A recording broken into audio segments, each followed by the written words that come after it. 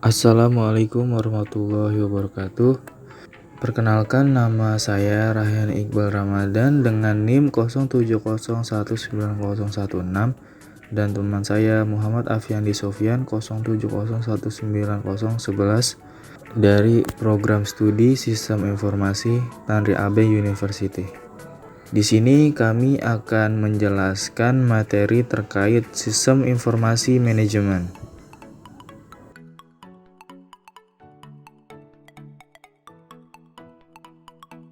Pengertian Sistem Informasi Manajemen. Sistem Informasi Manajemen atau yang biasa disingkat dengan SIM adalah sistem pengolahan data transaksi, aktivitas dan informasi internal maupun eksternal yang menghasilkan informasi yang bisa mendukung kinerja manajemen dan bisa dijadikan sebagai pengendalian internal organisasi.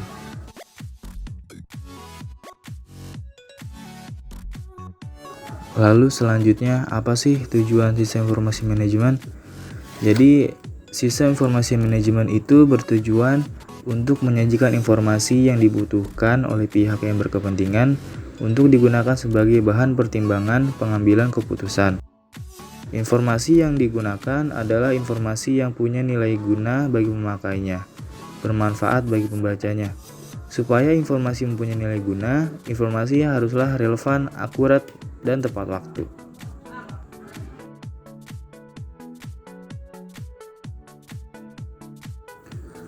Lalu selanjutnya ada manfaat SIM.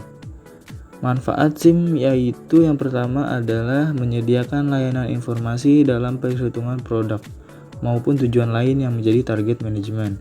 Yang kedua yaitu menyediakan layanan yang dapat dipergunakan menjadi media pengendali, perencana, evaluasi, serta sebagai sarana perbaikan berkelanjutan. Lalu yang terakhir adalah menyediakan informasi pendukung yang dapat digunakan untuk analisis dan pengambilan keputusan suatu perusahaan. Untuk memperjelas lagi, di sini kami akan memberikan contoh SIM yang biasa diterapkan pada suatu organisasi atau perusahaan. Yang pertama ada Enterprise Resource Planning atau ERP. Sistem ERP ini biasa digunakan oleh sejumlah perusahaan besar dalam mengelola manajemen dan melakukan pengawasan yang saling terintegrasi terhadap unit bidang kerja keuangan, akunting, sumber daya manusia, pemasaran, operasional, dan pengelolaan persediaan. Yang kedua ada Office Automation System. Sistem aplikasi ini berguna untuk melancarkan komunikasi antar departemen dalam suatu perusahaan dengan cara mengintegrasikan server-server komputer pada setiap user di perusahaan. Contohnya adalah email. Contoh yang ketiga ada Transaction Processing System atau yang disingkat dengan TPS. TPS ini berguna untuk proses data dalam jumlah yang besar dengan transaksi bisnis yang rutin. Program ini biasanya diaplikasikan untuk manajemen gaji dan inventaris. Contohnya adalah aplikasi yang digunakan untuk bantuan keuangan desa Pemprov Jawa Tengah. Lalu ada Supply Chain Management atau yang disingkat dengan SCM. Sistem SCM ini sangat bermanfaat bagi pihak manajemen, di mana data-data yang disajikan terintegrasi mengenai manajemen suplai bahan baku, mulai dari pemasok, produsen, pengecer, hingga konsumen akhir.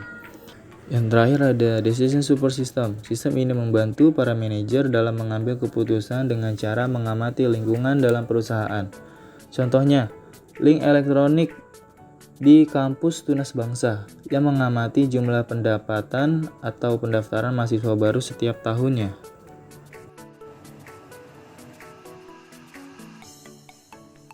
Bagian sistem informasi terbagi menjadi dua. Yang pertama, komponen sistem informasi manajemen fungsional. Komponen sistem informasi manajemen fisik.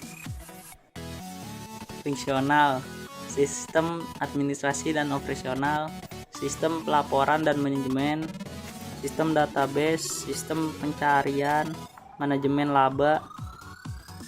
Fisik, perangkat keras, hardware, perangkat lunak, software, database, personel, jaringan data. Tahapan-tahapan pengembangan sistem informasi manajemen. 1. Planning. 2. Analis. 3. Desain. 4. Implementasi.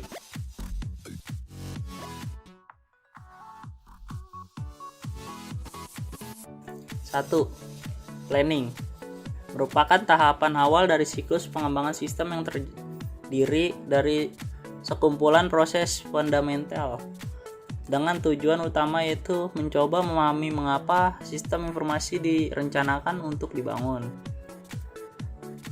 2. Analis. Tahap analis adalah tahap yang terdiri dari sekumpulan aktivitas atau proses dengan titik beratnya adalah pendefinisian kebutuhan dari pengguna terhadap sistem informasi yang akan dibangun. 3. Desain. Tahap ini terdiri dari sekumpulan proses dan aktivitas bertujuan untuk mendefinisikan spesifikasi dan deskripsi sistem informasi yang akan dibangun. Implementasi. Melakukan instalasi atau deployment terhadap sistem yang telah dibangun dan melakukan aktivitas support serta maintenance terhadap sistem berjalan agar dapat berfungsi sesuai dengan kebutuhan yang telah diterapkan. Jadi kesimpulan dari materi yang sudah kami jelaskan itu sistem informasi manajemen sangat berguna untuk memudahkan bagian manajemen melakukan perencanaan, pengawasan, dan pengarahan kerja bagi semua departemen yang akan dikoordinasikan. Berguna untuk meningkatkan efektivitas dan efisiensi dalam pengolahan data dengan sajian data secara akurat dan real time. Terima kasih sudah menonton video ini sampai habis. Jika kalian suka dengan video ini, kalian bisa klik tombol like dan subscribe.